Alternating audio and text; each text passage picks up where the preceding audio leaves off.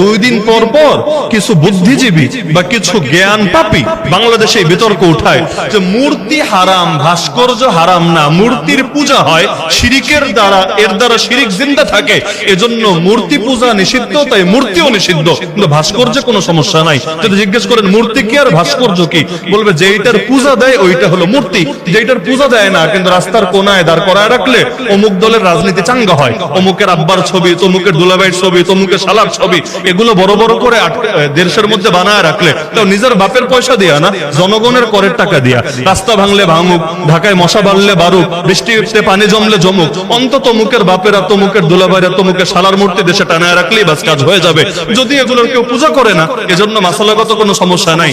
কথা কি এটা সত্য না পুরাই ভণ্ডামি? কেন?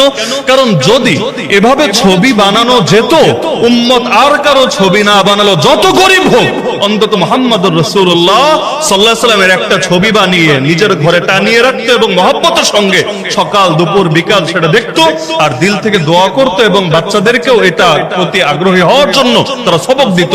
আল্লাহ রাসূল সাল্লাল্লাহু আলাইহি ওয়াসাল্লামের কল্পিত ছবি বানানো সম্ভব ছিল নাকি ছিল না?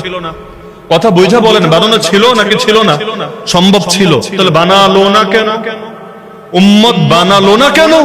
এখান থেকেই বড় একটা শিক্ষা বের হয়ে যায়, যেখানে নবীর শানে, সাহাবীদের শানে উম্মত এই কাজ করে নাই, সেখানে কোন রাজনৈতিক নেতা, সাধারণ কোন ব্যক্তির শানে এটা করার কোনো প্রশ্নই আসে না। এজন্য আজকে বাসায় গিয়ে প্রয়োজন ইতিহাস পড়েন। নবী যখন মক্কা বিজয় করেছিলেন, কাবায়ও যখন 360টা মূর্তি ছিল, এই 360টা সবগুলো কিন্তু মূর্তি ছিল না, কিছু ভাস্কর্য ছিল। যেমন সেখানে কবুতরের প্রতিকৃতি ছিল, যার পূজা কেউ করতো না, কেউ না, কিন্তু আল্লাহ নবী সেটাও মিটিয়ে দিয়েছিলেন। ইসলামকে শুধু মূর্তির বিরুদ্ধে না, ভাস্কর্যের বিরুদ্ধে। এজন্য রাজনৈতিক ভাবে যারাই ক্ষমতায় আসুক না কেন, বাংলাদেশে ভাস্কর্য সংস্কৃতি বন্ধ হওয়া দরকার। বলবেন কেন? থাকলে সমস্যা কি? থাকলে সমস্যা হলো, কোন ঘরেও যদি ছবি থাকে, আপনার বাপ আর মায়ের ছবিও যদি ঘরে টানায় রাখেন, আপনার পীরের ছবিও যদি ঘরে টানায় রাখেন, রহমতের ফেরেশতা সেই ঘরে ঢোকে না। আচ্ছা, এক ঘরে ছবি থাকলে ওই ঘরে যদি রহমতের ফেরেশতা না ঢোকে, তাহলে পুরো দেশে অলিতে গলিতে, রাস্তা ঘাটে, চিপায় চাপায়, মহাসড়কে যদি ছবি দিয়ে ভরে যায়, তাহলে এই দেশে রহমতের ফেরেশতা ঢুকবে কিভাবে আমাকে বলেন? আর দেশে যদি রহমতের ফেরেশতা না ঢুকে, তাহলে কোন ফেরেশতা ঢুকবে? গজবের ফেরেশতা ঢুকবে। তো গজবের ফেরেশতা ঢুকলে এই দেশ ভালো থাকবে কিভাবে? জনগণ ভালো থাকবে কিভাবে? আমরা ভালো থাকবো কিভাবে? যদি আল্লাহকে বিশ্বাস করি, আল্লাহ রহমতে বিশ্বাস করি, তাহলে সমস্ত ভাস্কর্য, প্রতিকৃতি এবং টানানো ছবি, প্রিন্ট ছবি, এগুলোর বিরুদ্ধে আমাদেরকে যুদ্ধ ঘোষণা দিতে হবে। আর যদি ছবি টানাতেই হয়, তাহলে তোমাদেরটা পরে অন্তত নবীরটা টানানোর ব্যবস্থা করো আগে। বলবেন না, এই দুঃসাহস আমরা করব না। তো নবীর শানে না করলে অন্য কারো শানে করার প্রশ্ন আসে না। যেটা নবীর বেলায় মানে নাই, অথচ তিনি সবার উপরে, সেটা অন্য কারো বেলায় মানার কোনো প্রশ্নই আসে না। সবার আগে যে বিষয়টা একজন মহব্বতকারী জানতে চায়, সেটা হলো আল্লাহ রাসূল সাল্লাল্লাহু আলাইহি ওয়াসাল্লাম দেখতে কেমন ছিলেন। যদিও বাহ্যিক সৌন্দর্য এমন জিনিস যেটার ক্ষেত্রে চাইলেও অনুসরণ করা যায় না। আল্লাহ রাসূল সাল্লাল্লাহু আলাইহি ওয়াসাল্লামের চেহারার আকৃতি যেমন ছিল, তার অঙ্গ প্রত্যঙ্গ যেমন ছিল, আমরা চাইলেও আমাদের চেহারা অঙ্গ প্রত্যঙ্গকে ওই সাইজের বা ওই আকৃতির বানাতে পারবো না, এটা আমাদের সাধ্যের কথা না। কিন্তু এরপর যে যাকে মহব্বত করে, সে তার ব্যাপারে বিস্তারিত জানার চেষ্টা করে, তার প্রতিটা জিনিস যেটা অনুসরণ করা সম্ভব সেটাও জানতে চায়, যেটা অনুসরণ করা সম্ভব না মহব্বতের খাতিরে সেটাও জানতে চায়। ওই যে অনেকে আছে, তুরস্কে কখনো গেলে তুরস্কের মিউজিয়ামে সংরক্ষিত আল্লাহ রাসূল সাল্লাল্লাহু আলাইহি ওয়াসাল্লামের চুল মোবারক দেখতে যায়। কেন? সেটা দেখার মধ্যে কি এমন বৈশিষ্ট্য আছে? এটা দেখলে কি ফরজ পালন হবে না সুন্নাত পালন হবে? না, মহব্বত এত নীতি কথা মেনে চলে না, মহব্বতের বিষয়টাই আলাদা বটে। এজন্য মহব্বতকে স্বাভাবিক নিয়ম নীতির ভেতর ফেলা যায় না। তো যারাই নবীকে ভালোবাসে, স্বাভাবিক তো এটাই, আল্লাহ রাসূল সাল্লাল্লাহু আলাইহি ওয়াসাল্লামের প্রতিটা জিনিস সম্পর্কে জানার আগ্রহ তাদের ভেতরে থাকবে। এর মধ্যে আল্লাহ রাসূলকে তো আল্লাহ রাব্বুল আলামিন এমন সৌন্দর্য দিয়েছিলেন, বাহ্যিক সৌন্দর্য, আধ্যাত্মিক সৌন্দর্য তো আছেই, বাহ্যিক সৌন্দর্য এত বেশি দিয়েছিলেন। হাসান বিন সাবিত রাদিয়াল্লাহু আনহু তো সেই প্রসিদ্ধ কবিতাই বলেছিলেন, ওয়া আহসানা মিনকা লাম তারা কাত্তু আইনি ওয়া আজমালা মিনকা লাম তালিদিন নিসাউ খুলিকতা মুবাররাআন মিন কুল্লি আইবিন কান্নাকা কাদ খুলিকতা কামা তাশাউ। আপনার চাইতে সুন্দর কোন মানুষকে আমার চোখ কখনো দেখেনি, আর দেখবে কিভাবে? আপনার চাইতে সুন্দর কাউকে কোন নারী কোনদিন জন্ম জন্মই দেয় নাই।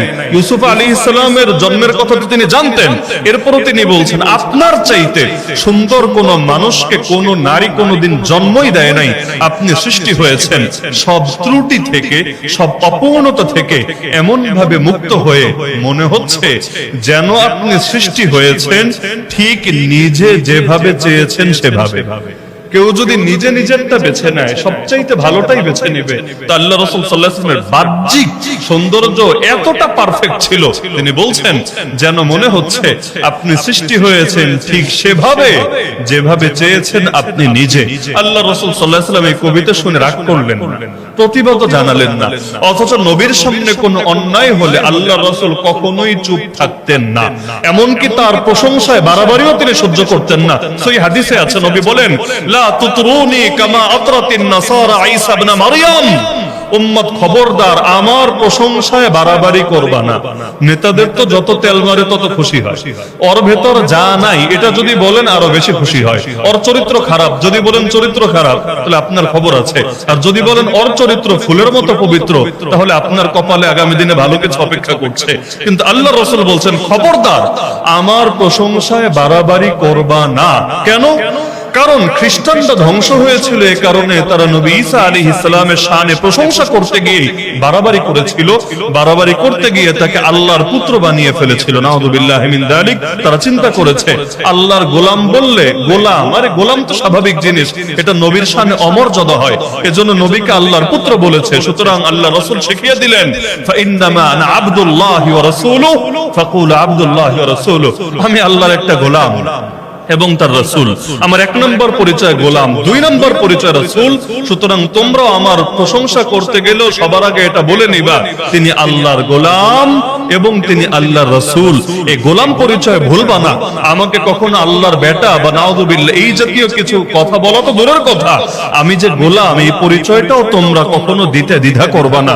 এমনকি আল্লাহ রাসূলের হাদিসে আছে, তিনি বলেন তোমরা বলবা না আমি ইউনূস নবীর চাইতে উত্তম। কেন? আমার নবী কি ইউনূস নবীর চাইতে উত্তম না? খালি কি ইউনূস নবী নাকি আদম আলাইহিস সালাম থেকে নিয়ে ঈসা আলাইহিস সালাম সবার চাইতে আমার নবী বেশি মর্যাদাপূর্ণ না? এটা তো কোরআন দ্বারাই প্রমাণিত, আল্লাহর বাণী দ্বারাই প্রমাণিত। এমনকি আল্লাহ তাআলা নিজেই জানান তিলকা রাসূলু ফাদদালনা বা'দাহুম আলা বা'দ। 3 নম্বর পারা খুলেন, প্রথম আয়াতই এটা। রাসূলদের একজনকে আরেকজনের উপর আমি আল্লাহ শ্রেষ্ঠত্ব দিয়েছি। হ্যাঁ, ঈমান আনার ক্ষেত্রে ভাগাভাগি করা যায় না। অনেকে দুই আয়াতের মধ্যে প্যাচ লাগিয়ে ফেলে। সূরা বাকারার শেষ রুকুর আয়াত নিয়ে আসবে, এনে আপনাকে দেখাবে লা নুফাররিকু বাইনা আহাদিম মির রুসুলি। এই আয়াত দেখিয়ে বলবে এই দেখ আল্লাহ বলে দিলেন মুমিনদের কথা হলো আমরা রাসূলদের মধ্যে কোনো পার্থক্য করি না। কাশিমপুর কারাগারে এক ভ্রান্ত দল পেয়েছিলাম, আমাকে এই আয়াত দেখিয়ে বলছে এই যে আপনারা হুজুররা বলেন আমার নবী সবচেয়ে শ্রেষ্ঠ নবী, এটা ভুয়া কথা। বললাম নাউযুবিল্লাহ, ভুয়া কথা কিভাবে? একদম সূরা বাকারার শেষ রুকু খুলে দেখিয়ে দিচ্ছে। এই যে আল্লাহ বলে দিলেন ঈমানদারদের কথা কি, আমানার রাসূলু বিমা উনজিলা ইলাইহি মির রাব্বিহি ওয়াল মুমিনুন। এই প্রসঙ্গে আল্লাহ জানালেন ঈমানদারদের কথা হলো আমরা রাসূলদের মধ্যে কোনো পার্থক্য করি না। এই যে আপনারা পার্থক্য করেন, একজন বেশি শ্রেষ্ঠ আর একজন কম শ্রেষ্ঠ পার্থক্য করেন, তাহলে আপনারা তো আল্লাহর চাইতে বেশি বুঝেন, আপনারা ভণ্ড হুজুর। আমি বললাম আচ্ছা এটা কোন সূরার আয়াত?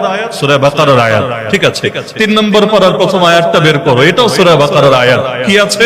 তিলকা রাসূল ফাদদালনা বা'দাহুম আলা বা'দ। আল্লাহ বলেন আমি এক রাসূলকে আর এক রাসূলের উপর শ্রেষ্ঠত্ব দিয়েছি।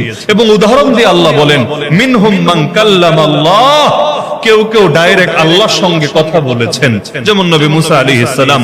ওয়া রাফা বা'দাহুম দারাজাত, আল্লাহ তাদের অনেককে অনেক উঁচু মর্যাদায় আসীন করেছেন। তো এখন দুই আয়াত মিলাও।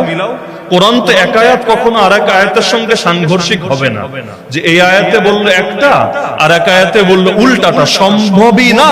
তাহলে এক জায়গায় পার্থক্য করতে না করা হলো, আর এক জায়গায় আল্লাহই পার্থক্যের কথা জানিয়ে দিল, তাহলে দুইটা মিলায় বোঝো। তাহলে বুঝবা কিভাবে? কারণ ওই যে আয়াতটা সূরা বাকারার শেষের উপর আয়াত, আগের অংশ পরের অংশ দেখলে বুঝে আসে, সেখানে আল্লাহ বুঝিয়েছেন ঈমান আনার ক্ষেত্রে আমরা ভাগাভাগি করি না। ইহুদিরা করে, খ্রিস্টানরা করে, যেমন ইহুদিরা নবী মুসাকে মানে, নবী ঈসাকে মানে না। খ্রিস্টানরা নবী মুসাকেও মানে, নবী ঈসাকেও মানে, মুহাম্মদুর রাসূলুল্লাহ সাল্লাল্লাহু আলাইহি সাল্লামকে মানে না। আর আমরা মুহাম্মদুর রাসূলুল্লাহ সাল্লাল্লাহু আলাইহি সাল্লামকেও মানি, মুসা আলাইহিস সালামকেও মানি, ঈসা আলাইহিস সালামকেও মানি, আদম আলাইহিস সালাম থেকে নিয়ে সব নবী সব রাসূলকে মানি। আমানতু বিল্লাহি ওয়া মালাইকাতিহি ওয়া কুতুবিহি ওয়া রাসূলিহি, সমস্ত নবী রাসূলের উপর আমরা ঈমান রাখি। আল্লাহ সূরা বাকারার শেষ রুকুতে শিখিয়েছেন ঈমান আনার ক্ষেত্রে কোনো ভাগাভাগি করা যাবে না, কিন্তু মর্যাদাগত ভাগাভাগি এটা আমার আল্লাহরই দেওয়া ঘোষণা। তাহলে নবী কেন বললেন আমাকে ইউনূস নবীর চাইতে উত্তম বলবা না? তিনি কি উত্তম ছিলেন না? অবশ্যই ছিলেন। তো বলতে কেন নিষেধ করলেন? যে কারো সামনাসামনি প্রশংসার ক্ষেত্রে কিছু সীমা রক্ষা করতে হয়। অনেক কিছু বাস্তবতা হলেও এটা সামনাসামনি বলাটা সুন্দর দেখায় না, এজন্য আল্লাহ রাসূল আদব শিখিয়ে দিচ্ছেন। না হলে তিনি নিজের মুখেই তো বলেছেন আনা সাইয়্যিদু ওয়ালাদি আদম ইয়াউমাল কিয়ামাতি ওয়ালা ফাখর, আমি আদম সন্তানদের মধ্যে সবার চাইতে শ্রেষ্ঠ হব কিয়ামতের দিন। আর এটা কোনো গর্ব করে বলছি না, এটা বাস্তবতার ঘোষণা।